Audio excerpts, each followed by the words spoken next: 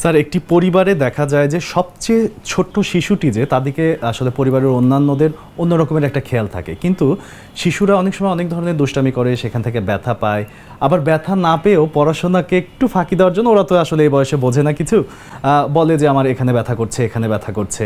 এটা কি আসলে স্যার বাতের ব্যথা হওয়ার সম্ভাবনা আছে? আপনাকে ধন্যবাদ। এবং শিশুদের এই ব্যথা বেদনা এগুলো আমরা নিয়মিত রোগী আসে আমাদের, আলহামদুলিল্লাহ আমরা চিকিৎসা দিই। কমন কিছু সমস্যা আমি বলে দিচ্ছি, আশা করি দর্শকদের উপকারে আসবে। গ্রোথ পেইন, একটা কথা আছে, গ্রোথ পেইনটা কি, যে বাচ্চা উঠতি বয়সী দৌড়াদৌড়ি করে, ধরেন 4-5 বছর থেকে 10-11 বছর পর্যন্ত, এই বয়সটা, এই বয়সে বাচ্চারা প্রচুর লাফালাফি করে, ঠিক না? প্রচুর দৌড়াদৌড়ি করে। কোনো বাচ্চা স্কুলে যায়, স্কুলে গিয়ে মাঠে দৌড়াদৌড়ি করে, সব করতেছে। দিনের বেলা সে ভালো, কোনো সমস্যা নাই। ঠিক বাসায় যখন আসবে, আসার পরে সন্ধ্যার পরে শুরু হয়ে গেল কান্নাকাটি, মার কাছে গিয়ে যে আমার ব্যথা, চাবায়, কামড়া, পায়ে মাংসপেশির ব্যথা। তো বাবা মা প্রাইমারি ধারণা করেন মনে পড়ালেখা ফাঁকি দেওয়ার জন্য। তা এটা ধারণা করাটা স্বাভাবিক, কিন্তু ফাঁকি দেওয়ার যে টেন্ডেন্সি, এটা হাজারে একটা বাচ্চায় করে, এটা নিয়মিত বাচ্চাদের কাজ না। এটা আসলে একটা প্রবলেম, এটা আমরা বলি ডাক্তারি ভাষায় গ্রোথ পেইন। এটি হচ্ছে কমন বাচ্চাদের সমস্যা।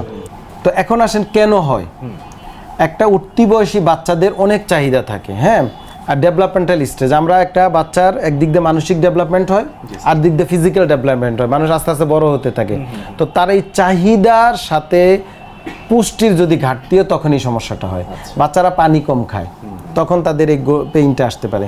বাচ্চারা কি খায়? চিপস খায়, বাচ্চারা আইসক্রিম খায়, বাচ্চারা বাজে খাবার খাচ্ছে।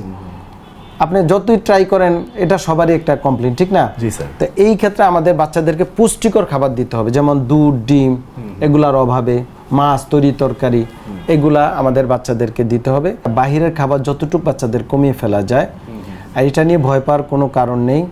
যদি এই জাতীয় বাচ্চা কমপ্লেইন করে, তাহলে রাতের বেলা একটু হালকা কুসুম গরম সেক দিতে পারে, একটু হালকা ম্যাসেজ করে দিতে পারে।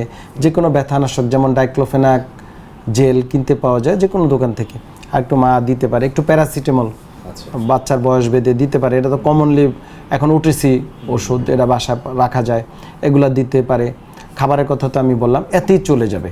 আবার কিছু ক্ষেত্রে দেখা যাবে যে এই কারণে নাও হতে পারে, যেমন বাচ্চাদেরও কিন্তু আর্থ্রাইটিস রোগ হয়, হ্যাঁ, যেমন বাত জ্বর হয়, অনেকে বলে রিমেটিক ফিভার বা বাত ব্যথা, দুইটা আলাদা জিনিস যদিও, কিন্তু এই জাতীয় ডিজিজ হতে পারে।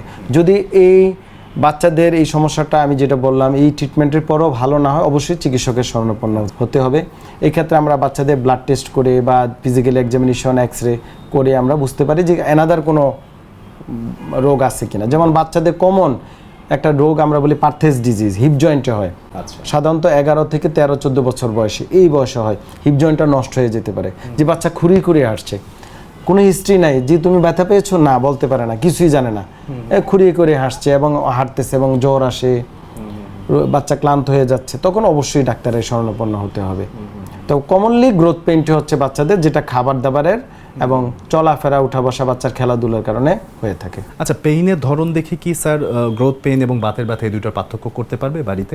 অবশ্যই করতে পারবে। যেটা আমি বললাম যে গ্রোথ পেইনের ক্ষেত্রে যে ওভারঅল মাংসপেশির ব্যথা কথা বলবে, কাপ মাসেল নিচের ব্যথা, এবং ম্যাসেজ করলে হালকা গরম সেকটেক দিলে চলে যাবে, এবং পুষ্টিকর খাবার, পানি টানি খেলে।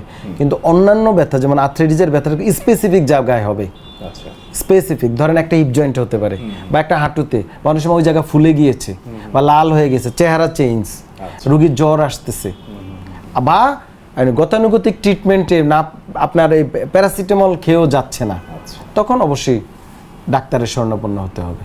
শিশুদের এই ধরনের সমস্যাগুলো নিয়ে স্যার আপনার কাছে অনেক কিছু জানলাম, অনেক ধন্যবাদ স্যার। আপনাকে অনেক ধন্যবাদ, নাগরিক টেলিভিশনকে অসংখ্য ধন্যবাদ।